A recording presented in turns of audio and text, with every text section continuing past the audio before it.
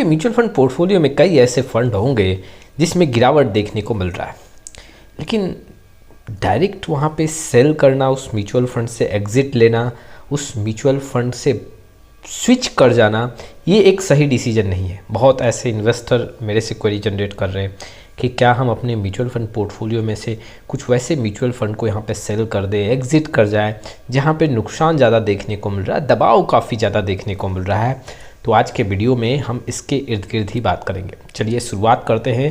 लेकिन आप में से बहुत ऐसे इन्वेस्टर हैं जिनको पोर्टफोलियो रिव्यू और डिज़ाइन को लेकर प्रॉब्लम है। डिस्क्रिप्शन बॉक्स में आए, डिटेल चेक करें और व्हाट्सअप नंबर के थ्रू हमारे साथ जुड़ सकते हैं। सबसे पहले हमें ये समझना पड़ेगा कि मार्केट गिरा है या आपके म्यूचुअल फंड में गिरावट है। आप निफ्टी 50 या सेंसेक्स, जो भी इंडेक्स बेस्ड वो फंड है, उसका आंकड़ा ज़रूर चेक करें।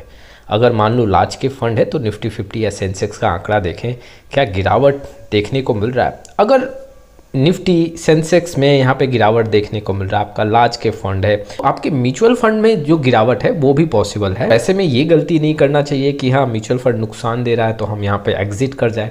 आपका मिड कैप म्यूचुअल फंड हो या स्मॉल कैप म्यूचुअल फंड हो, उस कैटेगरी के इंडेक्स को चेक करें कि क्या वैसे इंडेक्स में गिरावट है, और इंडेक्स में अगर गिरावट है तो आपके म्यूचुअल फंड में गिरावट भी सामान्य है। दूसरा जो एक पॉइंट है, आपको फंड कैटेगरी पे भी ध्यान देना चाहिए। देखो, स्मॉल कैप मिड कैप में गिरावट ज़्यादा होता है कंपेयर टू लार्ज कैप।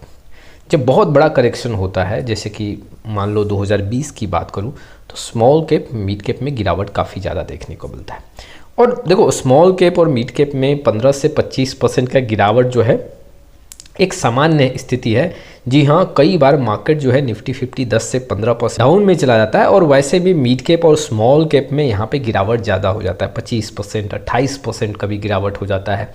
तो अगर आपके पोर्टफोलियो में स्मॉल कैप फंड है, मिड कैप फंड है, तो पैनिक सिचुएशन में नहीं आना चाहिए।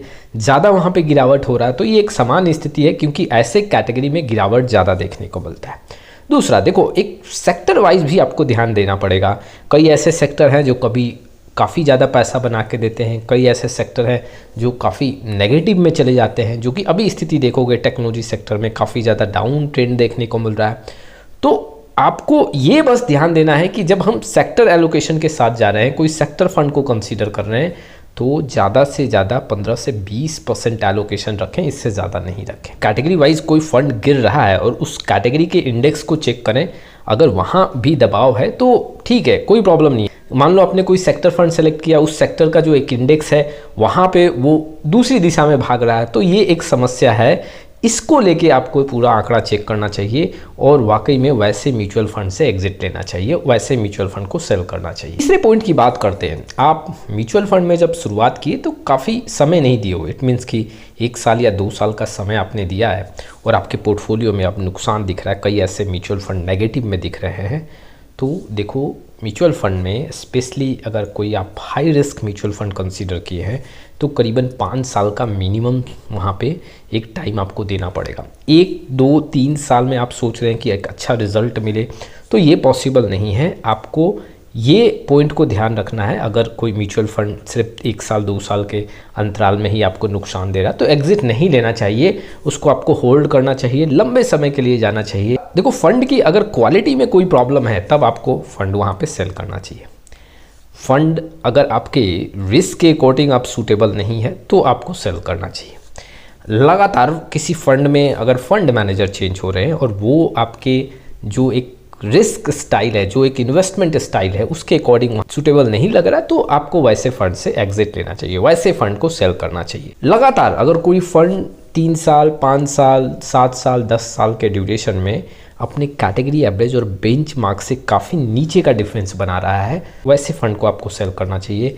ऐसे फंड से आपको एग्जिट लेना चाहिए। आप अपने पोर्टफोलियो में ज़रूर चेक करें, जो पैरामीटर मैं बता रहा हूँ उस पैरामीटर पे कुछ वैसा फंड अगर है तो एग्जैक्टली वहाँ से आपको एग्जिट का डिसीजन लेना चाहिए। ये भी ध्यान रखना है कि देखो, कोई ऐसा म्यूचुअल फंड जो लगातार AUM के साथ, जी हाँ, नीचे की तरफ भाग रहा हो, इट मीन्स कि AUM कम हो रहा है, तो वैसे म्यूचुअल फंड से भी आपको एक सेल का डिसीजन लेना चाहिए, एग्जिट का डिसीजन लेना चाहिए।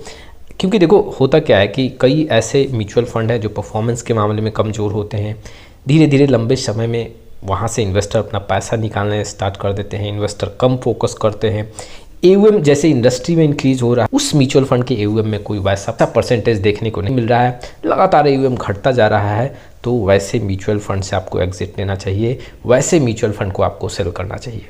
आपको ये भी ध्यान रखना है कि अगर पोर्टफोलियो में मान लो जब आपने म्यूचुअल फंड सेलेक्ट किया उस समय डाइवर्सिफिकेशन काफ़ी अच्छा देखने को मिला, स्टॉक्स का सिलेक्शन काफ़ी अच्छा देखने को मिला, लेकिन अब क्या देख रहे हो, स्टॉक्स का सिलेक्शन सही नहीं है, स्टॉक्स में काफ़ी ज़्यादा रिस्क यहाँ पे देखने को मिल रहा है, जो एक डाइवर्सिफिकेशन का यहाँ पे फोकस था अब वहाँ पे किसी एक या दो सेक्टर पे ज़्यादा फोकस किया गया है। आप वहाँ पे वैसे म्यूचुअल फंड से एग्जिट ले सकते हैं, सेल कर सकते हैं।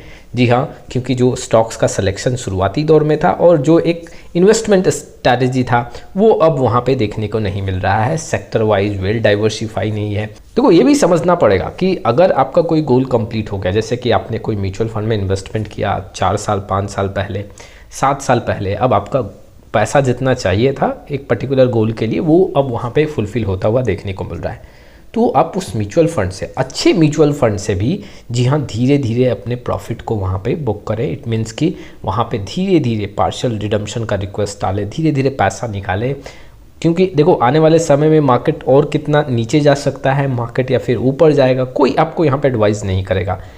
ऐसे में अगर काफ़ी कम समय है, आपको आने वाले 6 महीने 5 महीने 7 महीने 1 साल में पैसे की ज़रूरत है, तो वहाँ पे प्रॉफिट बुक करना, धीरे धीरे यहाँ पे रिडम्पशन करना काफ़ी ज़रूरी है। वैसे म्यूचुअल फंड से आपको धीरे धीरे एग्जिट लेना चाहिए। फाइनल आपको यहाँ पे डिसीजन बताता हूँ, अगर मार्केट में गिरावट है आप अपने SIP को कंटिन्यू करें, अपने इन्वेस्टमेंट को होल्ड करें। अगर आपको ये लग रहा है कि मेरा म्यूचुअल फंड पोर्टफोलियो थोड़ा हाई रिस्क के साथ है, तो आप वहाँ पे गलत रिस्क को एनालिसिस करके म्यूचुअल फंड का सिलेक्शन किए हैं, तो वैसे में आपको एसेट एलोकेशन का ध्यान देना पड़ेगा।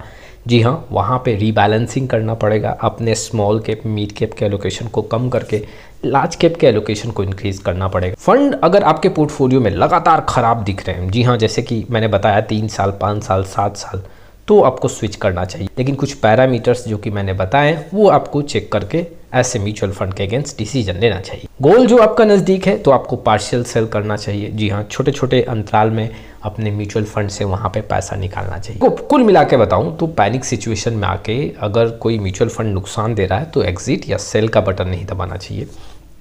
आपको यहाँ पे ध्यान देना चाहिए कि क्या मार्केट मेरे म्यूचुअल फंड के अगेंस्ट है या मार्केट जो है म्यूचुअल फंड के रिटर्न के साथ मूव कर रहा है, एग्जैक्टली आपको और समय देना चाहिए। जो पैरामीटर्स मैंने बताए उसको ध्यान दें और अपने इन्वेस्टमेंट को कंटिन्यू करें। ये कुछ इन्फॉर्मेशंस थे जो इन्वेस्टर के लिए इंपॉर्टेंट थे।